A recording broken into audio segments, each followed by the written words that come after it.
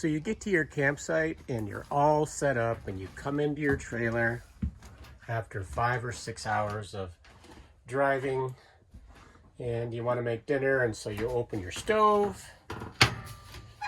and you look down and your burner has fallen off. Some cases it's completely free and it's laying sideways in there. Other times it's a little loose or the top's askew. So in this video, we're going to look at a permanent repair. If this is the first time this has happened to you, then there's plenty of videos out there. I'll put a link in the upper right to a video which I think is one of the best, just to put it back together. I already showed you how the stove falls apart, but this is the Suburban stove. It is a 3-burner with the piezo igniter, and this is the Elite series. It doesn't have the oven, but I think I'm going to show you real quick what I think the design flaws are, and then we'll get into a fix. I wanted to show you real quick, because this doesn't have the oven and it's got a drawer below, this towel bar, when you opened the drawer, the towel bar stayed put, and so your towel basically went into the drawer. So I took the towel bar off of the bottom of the stove front and I screwed it to the drawer. So that's at least one hack that could help you.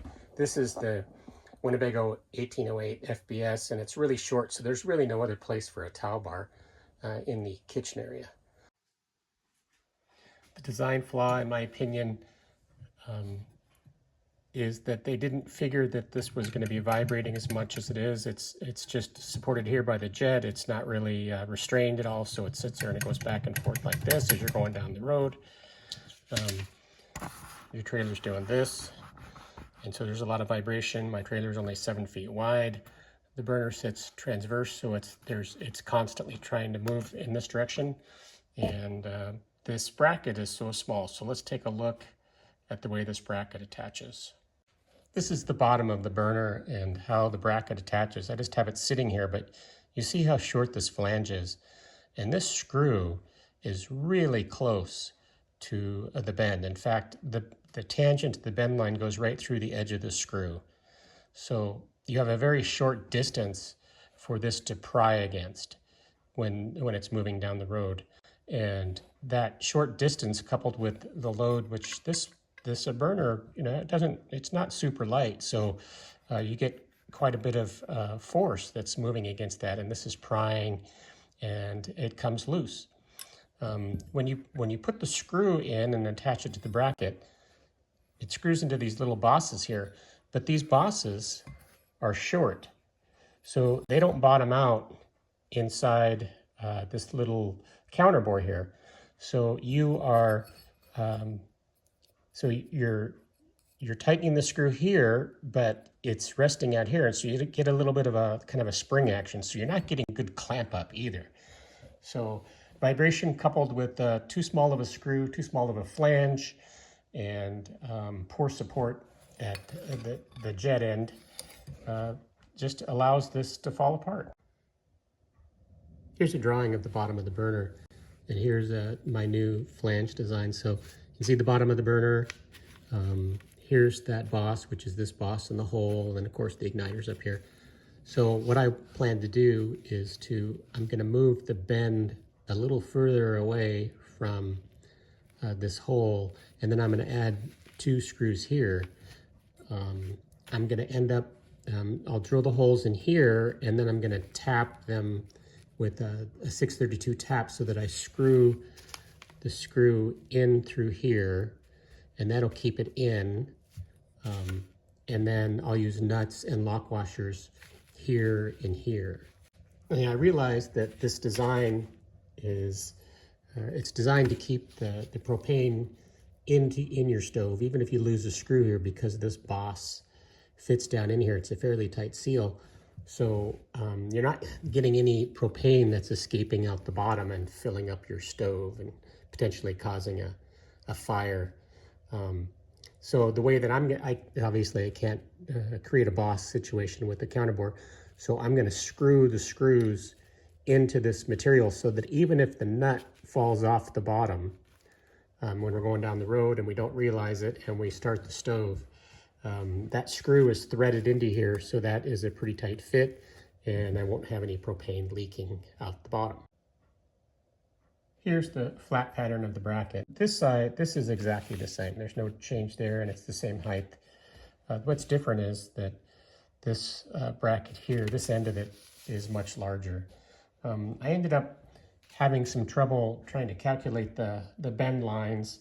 So I just did some bends on some similar thickness material and kind of snuck up on it. And so my bend lines are, instead of being 3 inches, which you would kind of expect for a 3-inch bracket, it's a 3-inch standoff. It's, you know, it's not quite 60 thousandths short. And that comes out to be almost 3 inches. So we'll cut this out on the bandsaw, and I'll probably put it on the mill to drill these holes and get them nice and accurate, and then mill this slot, and then we'll bend it up and see how it looks. The standoff is finished. It looks just like the drawing now. First I laid it out on the surface table, and then I cut it out with the bandsaw, and then ground and filed it. And before I cut this tab off, I put it on here, put a screw through this hole, the hole that these two pieces were attached, and then I used a hold down over on this side to hold it and keep it from moving. And I machined the slot, and then I located the holes using the digital readout to get them as close as possible. So now it's just time to bend it and then do a fit check. All right, I'm just finishing up this bend right here. It's the last one on the pan and box brake. And let's take a look at it and see how it looks here. All right, let's take a look at the old bracket and see how tall it is. So it's depending on how you hold the calipers. It looks like it's about 3 inches 10 thousandths. And let's see what this one looks like. So this one's about 3 inches 17 or so. So it's just about the same size. All right, I cleaned up the bracket and I've attached it on here with just one screw. And now I'm gonna use the pilot holes that I had in the bracket originally to drill through the burner carefully.